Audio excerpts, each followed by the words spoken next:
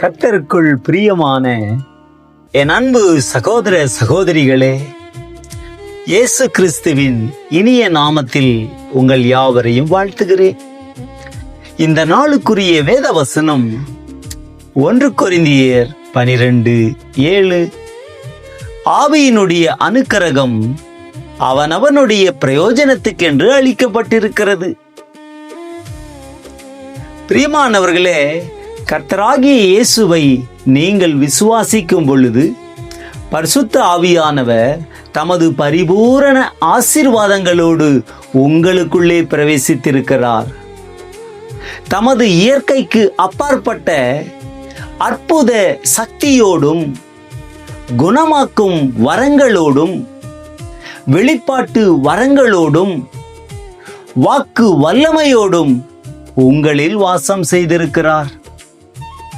நீங்கள் கிறிஸ்துவை விசுவாசித்ததால் கிறிஸ்துவின் கிரியைகளையும் அவசியமான போது அவைகளை விட அதிகமானவைகளை செய்வீர்கள். அபிஷேகம் பெற்றுக்கொண்ட நீங்கள் தீர்க்க தரிசனம் சொல்லலாம், வியாதிஸ்தர்கள் மேல் கைகளை வைத்து சுகமாக்கலாம், நவமான பாஷைகளை பேசலாம், பேசுகிற பாஷைகளை வியாக்கியானம் பண்ணலாம். கிறிஸ்துவுக்குள் ஆவிக்குரிய அனைத்து ஆசீர்வாதங்களையும் நீங்கள் அனுபவிக்கலாம்.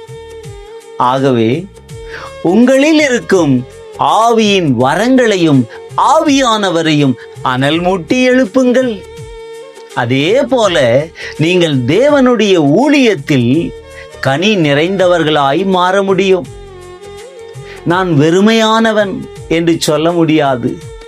காரணம், நீங்கள் கனி கொடுக்கும்படிக்கு கர்த்தர் உங்களை ஏற்படுத்தியிருக்கிறார். கனி நிறைந்த ஊழியம்தான் கர்த்தர் உங்களுக்கு கொடுத்த ஊழியம். சிறிய சபை 50 பேர் வருகிறார்கள், 100 பேர் வருகிறார்கள் என்று சொல்லி அதிலே திருப்திப்பட்டு விடாதிருங்கள். காரணம், ஆண்டவருடைய வார்த்தை சொல்லுகிறது, நீங்கள் இப்பொழுது இருக்கிறதை பார்க்கிலும் 1000 மடங்கு அபிவிருத்தி அடைய வேண்டும் என்பதே தேவனுடைய சித்தமாகும். நீங்கள் போய் கனி கொடுக்கும்படிக்கு கர்த்தர் உங்களை ஏற்படுத்தி இருக்கிறார். உங்கள் கனி நிலைத்திருக்கத்தக்கதாகவும் கர்த்தரின் நல்ல ஆசி என்றும் உங்களுக்கு உண்டு. உங்கள் ஊழியத்தை அற்புதங்களாலும் அடையாளங்களாலும் உறுதிப்படுத்த கர்த்தராகிய இயேசு கிறிஸ்து உங்களோடு கூட இருக்கிறார். இத்தகைய வல்லமையான ஊழியத்தை நீங்கள் செய்வது தேவன் உங்களுக்கு கொடுத்த ஆசீர்வாதம். வாழ்நாளெல்லாம் ஆவியின் வரங்களும் கனிகளும் நிறைந்து நீங்கள் வாழ வேண்டும் என்பதே கர்த்தரின் தீராத தனியாத ஆசையாய் இருக்கிறது. ஆகவே தேவனுடைய பிள்ளைகளே, இந்த வார்த்தையின் மூலமாய் நாம் அறிந்து கொள்ளுகிற காரியம் என்ன? உங்கள் ஒவ்வொருவருக்கும் ஆவியின் அனுக்கிரக வரங்கள் அளிக்கப்பட்டிருக்கிறது. பரிசுத்த ஆவியான தேவன் உங்களுக்குள்ளே வாசமாய் இருக்கிறார். ஆவியின் வரங்களை எனக்கு தாரும் என்று ஜெபிப்பதை விட, ஆவியானவரே, வரங்களை பகிர்ந்து கொடுக்கிறவரே, நீரே எனக்குள் இருக்கிறீர் என்று நம்முடைய விசுவாசத்தை, வரங்களையும் வல்லமைகளையும் கனிகளையும் அனல் மூட்டி எழுப்பி இந்த உலகத்துக்கும் குடும்பங்களுக்கும் சபைகளுக்கும் நாம் பிரயோஜனம் உள்ளவர்களாய் வாழுவோம்.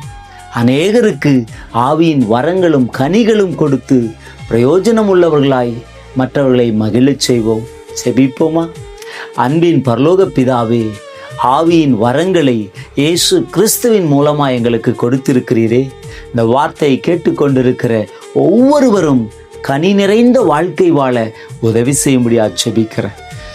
பிரயோஜனமில்லாத மக்களை பிரயோஜனம் உள்ளவர்களாய் மாற்றி தேசங்களுக்கு ஆசீர்வாதம் உள்ளவர்களாய் வாழ உதவி செய்யும்படியா செபிக்கிறேன். கனி கொடுத்து உம்மை மகிமைப்படுத்த உதவி செய்யுங்க. துதி கன மகிமை எல்லாம் உமக்கே செலுத்துகிறோம். இயேசுவின் நாமத்தில் ஜெபம் கேளும் நல்ல பிதாவே, ஆமென். God bless you.